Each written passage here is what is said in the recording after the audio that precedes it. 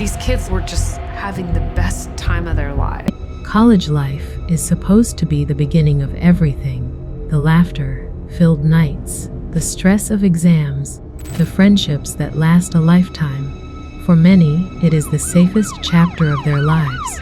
But for 4 University of Idaho students, one night changed everything. In a place that should have felt like home, safety was shattered, lives were stolen, and the quiet college town of Moscow, Idaho, became the center of one of the most chilling murder cases in recent history.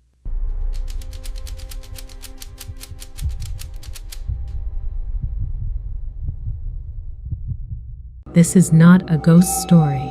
This is not a movie. This is a brutal, real-life mystery. A crime that stunned the nation, devastated families, and left an entire community gripped by fear. What happened that night? Who could commit something so vicious? And most hauntingly, why?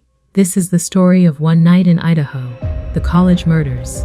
The date was November 13, 2022, a cold Sunday morning in Moscow, a tight-knit town in northern Idaho. At first glance, everything seemed normal.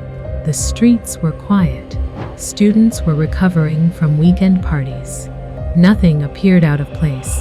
That Keely and Maddie called Keely's ex-boyfriend. But that illusion shattered just before noon, when a 911 call was placed from a residence on King Road. A 3-story rental home that was occupied by 6 University of Idaho students. The caller, one of the surviving roommates, was frantic. On the line, they reported an unconscious person. What police found upon arrival was far worse than anyone could have imagined. Crime stories that I'd ever covered. Inside the house were 4 brutally murdered students: Kaylee Gonkovs, Madison Mogen, Xana Kernordle, and Ethan Chapin.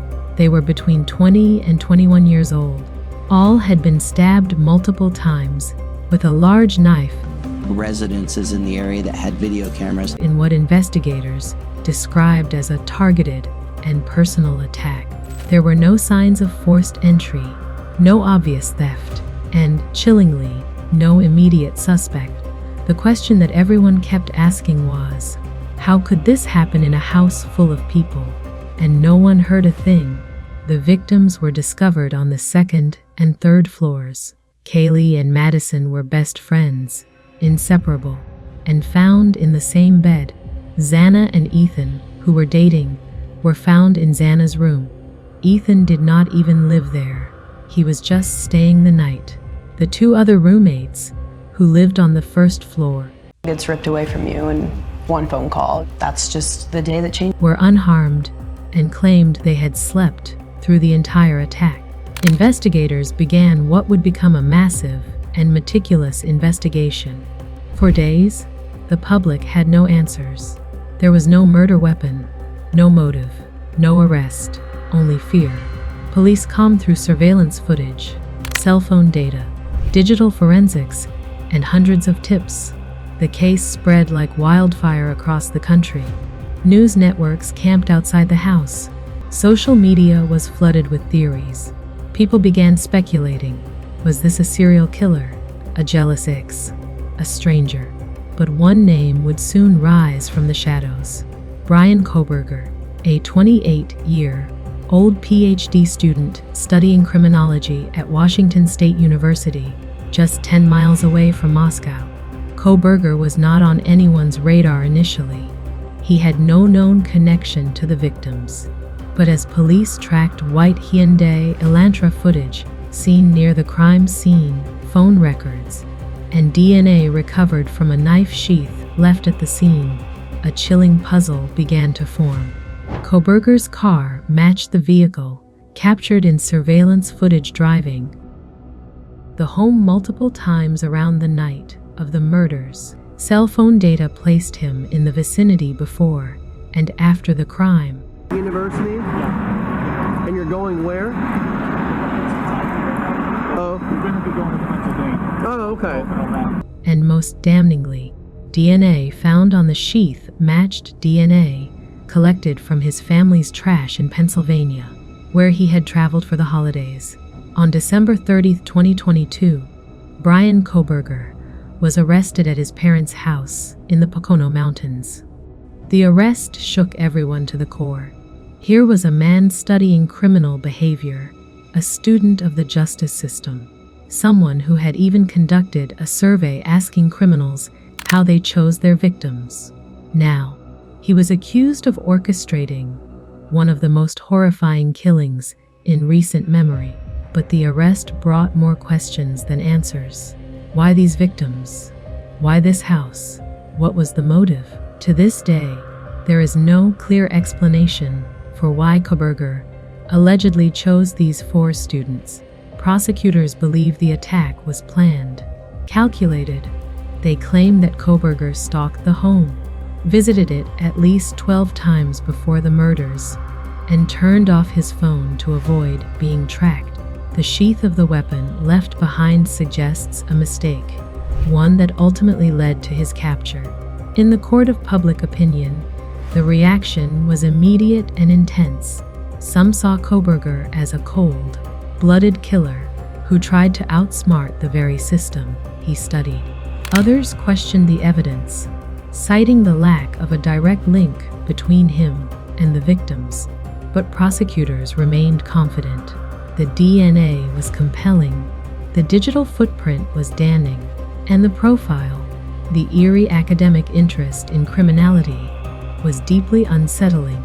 The case against Koberger is ongoing, and as of 2025, it remains one of the most highly anticipated trials in the country.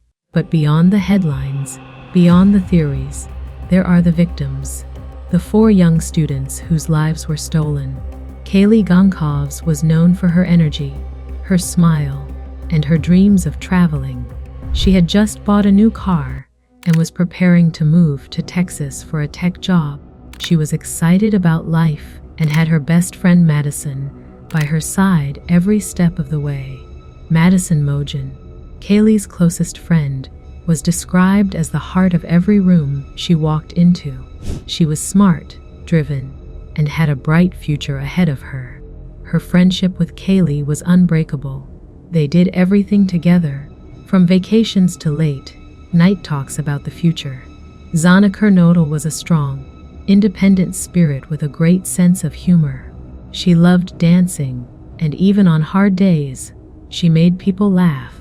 She was also fiercely loyal to her boyfriend, Ethan. Ethan Chapin was one of 3 siblings, triplets. He played basketball, loved the outdoors, and was studying sports management. He was the kind of guy who made people feel seen, appreciated, and safe. Their families were destroyed. Their futures were stolen in a night of unimaginable violence. In the aftermath of the murders, the University of Idaho community was never the same. The house on King Road became a symbol of tragedy. In early 2023, the university announced that the house would be demolished, a decision made in collaboration with the victims' families. It was not about erasing the memory, but about creating space for healing. Memorials were held, scholarships were established in the victims' names, and nationwide conversations erupted about campus safety, mental health, and the deeply disturbing overlap between academic interest and criminal behavior. Because this case, as horrifying as it is, forces us to ask difficult questions. What leads a person to study crime and then allegedly commit one? Can someone become desensitized by theories, statistics, and research to the point where human life no longer means anything? Was Koberger's academic journey a mask or a blueprint? And even more haunting, how many others like him might be out there? As of now, Brian Koberger maintains his innocence. He has pleaded not guilty to all charges. The defense argues that much of the evidence is circumstantial and that media coverage has tainted the public view. His trial is expected to be lengthy, with expert witnesses, forensic analysts, and cross-examinations that will dive deep into both science and psychology. But no matter the verdict, one truth remains unchangeable. 4 young people were murdered in their sleep. Their dreams, friendships, and futures were stolen in silence. And the question lingers: what happened during that night in Idaho? It was not just a murder. It was an earthquake that rattled families, a community, and a nation. It reminded us how evil can hide behind education, how calculated violence can invade even the most peaceful places, and how answers are not always enough to ease the pain. For the families of Kaylee, Madison, Xana, and Ethan, the pursuit of justice continues, but their lives can never return to what they once were. This is not just a true crime story. It is a story of loss, of unanswered questions, of quiet moments turned deadly, a story of how one night can steal everything, and how healing after such darkness is a long, uncertain road. So as we remember these 4 bright souls, let their names mean more than just tragedy. Let their stories remind us to look out for one another, to pay attention, to never assume safety just because a place feels familiar. Because even in the quietest corners of the world, monsters can lurk.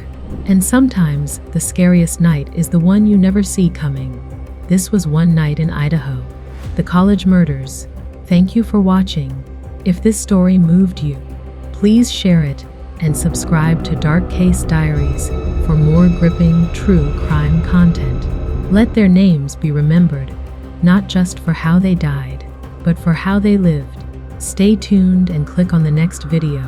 Your next mystery is just one play away. Until next time, stay safe, stay aware, and never stop asking questions.